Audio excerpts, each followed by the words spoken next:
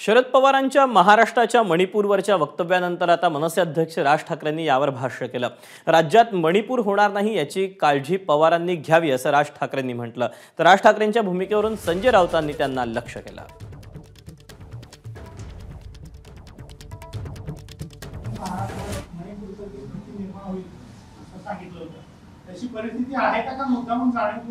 नाही, मला असं वाटतं शरद पवार साहेबांनी याला हातभार लावू नये।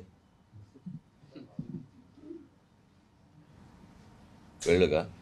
महाराष्ट्राचा मणिपूर होणार नाही याची काळजी मला असं वाटतं शरद पवार साहेबांनी घेतली पाहिजे।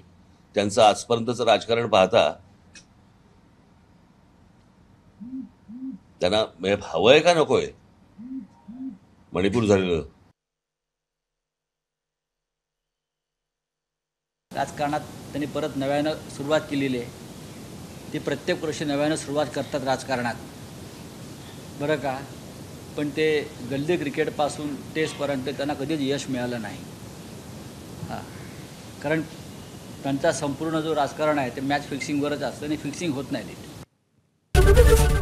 एबीपी माझा, उघडा डोळे बघा नीट।